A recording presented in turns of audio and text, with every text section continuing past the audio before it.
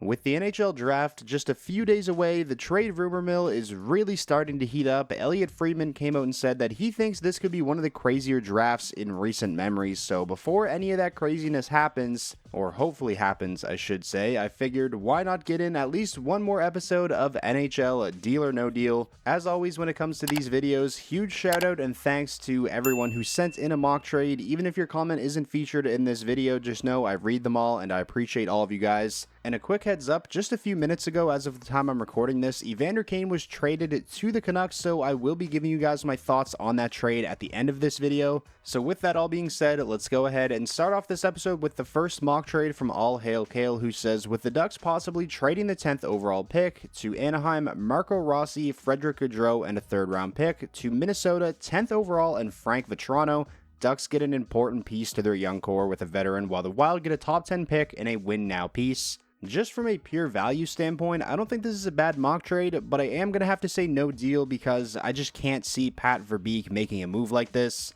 One of the big reasons why he traded Trevor Zegras is because Zegras had been wanting to play center, but Pat Verbeek sees Carlson and McTavish as his top 2 centers. If the Anaheim Ducks went out and traded for somebody like Marco Rossi, I feel like they would be putting themselves in the same position that they were in with Trevor Zegras. Just the other day, Elliotte Friedman reported that the Wild offered Rossi a bridge deal, which he rejected, and that Rossi was upset by being put on the 4th line in the playoffs. He wants to make sure he's in a place where he can play top line center. And again, because of the fact that the Ducks already have guys like Leo Carlson and Mason McTavish, I just don't think Anaheim would be the right place for him. And on top of that, Marco Rossi is kind of the polar opposite of the kind of players it looks like the Anaheim Ducks are trying to really build this team around. He's an undersized, skilled center. I just don't really see a fit there. So for those reasons, I'm going to have to say no deal here. Moving on now to the next mock trade. This one comes from T2XX994, who says, to LA, Bowen Byram, to Buffalo, Jordan Spence, and Alex Turcotte. I do think the Kings make a lot of sense as a potential destination for Bowen Byram. It's looking like Vladislav Gavrikov is going to be hitting the open market on July 1st, and if he ends up leaving, that's going to leave a pretty big hole in the Kings' left side. And with the Kings already having the likes of Drew Doughty and Brant Clark on the right side, I definitely think that makes somebody like Jordan Spence expendable, and it would make sense for the Kings to explore trading him, especially if they can use him to bring in a player who fills a position of need for the Kings, which Byram obviously does if they can't bring back Gavrikov. So I really like this mock trade for the Kings. The question is, would this return be enough for Buffalo?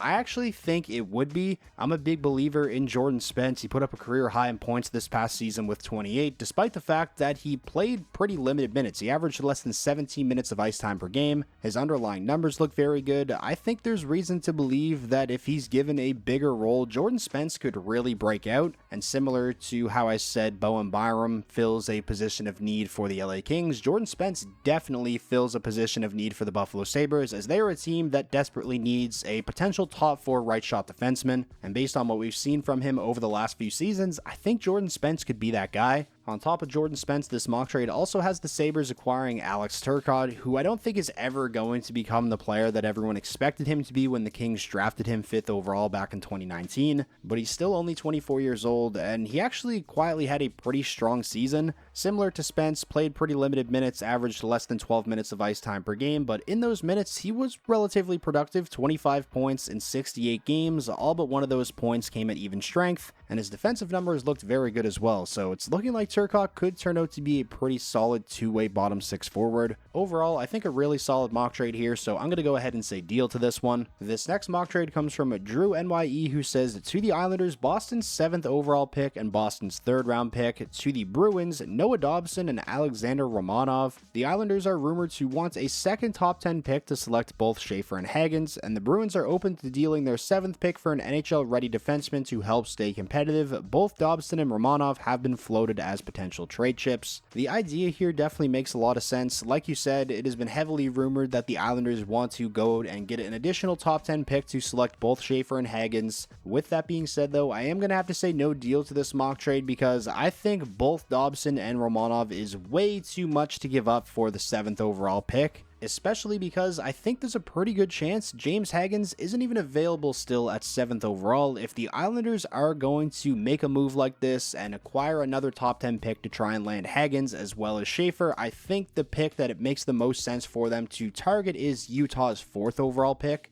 Based off everything that's being reported, it sounds like the top 3 is very likely going to end up being Schaefer, Misa, and Frondell in whatever order, which means Hagens should be available at number 4. I mean, just imagine if the Islanders made a trade like this, where I honestly think this is a lot to give up even if there is a guarantee Hagens is still available at 7th overall, but say they make this trade and Hagens is off the board by the time 7th overall comes around. I mean, that would be a complete disaster for the Islanders, so again, I am going to say no deal to this one. Moving on now to the next mock trade. This one comes from Epic Eric LOL, and it's another one involving the Islanders. It is a straight up 1-for-1 swap, Noah Dobson for JJ Peterka. If the Islanders don't end up trading Dobson for an additional top 10 pick to select Hagens, I think it makes a lot of sense for them to pivot and try and make a move like this. I actually love the idea of this mock trade. The Islanders could really use a young, dynamic top 6 winger like JJ Peterka. He's somebody who would come in and really help their offense right away, and at just 23 years old would be a huge part of their future as well,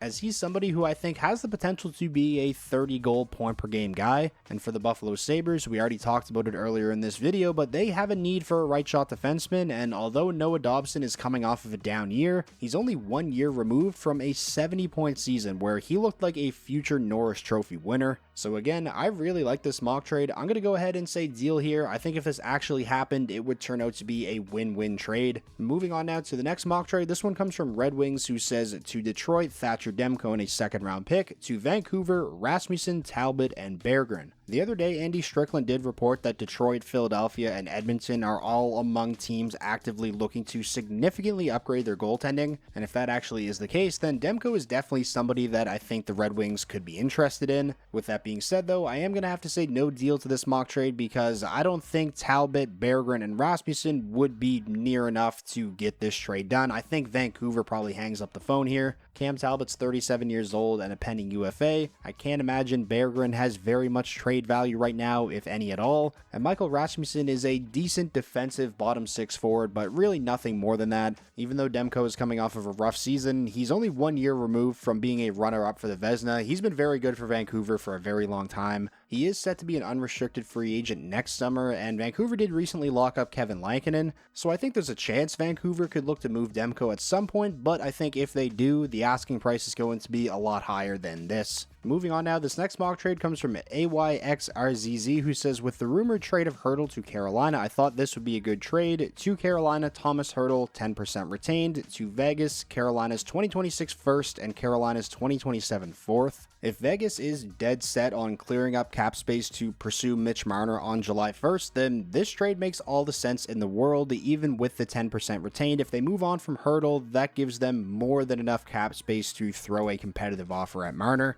Not only do they clear up the cap space, but they also get some draft capital, which they could definitely use. They currently don't have a first-round draft pick this year or in 2026. And for Carolina, I think something like this is honestly a no-brainer. Thomas Hertl would be a massive upgrade for them at the number 2 center position. I think he would fit the Hurricanes system and play style really well. He's a big center who forechecks well, plays well down below the goal line. He's coming off of a pretty strong season where he finished with 32 goals and 61 points in 73 games, and he's locked up long-term, so the Hurricanes wouldn't have to worry about him leaving a year from now. He is 31 years old, so there would be a bit of risk involved here for the Hurricanes trading for someone that age who signed through the 2029-30 season, but with San Jose already retaining salary and then the additional 10% you have Vegas retaining here in the mock trade, that would make his cap hit come in at a little over $6 million per season, which I think is a really solid number for Hertl. And as far as how much Carolina is giving up here in a first and a fourth round draft pick, they can more than afford to make a trade like this. Thanks to the Rantanen trade, they now have 2 first round picks in 2026. So under the assumption Thomas Hertl would be willing to accept a trade to Carolina, because he does currently have a no movement clause, which turns to a modified no trade clause on July 1st.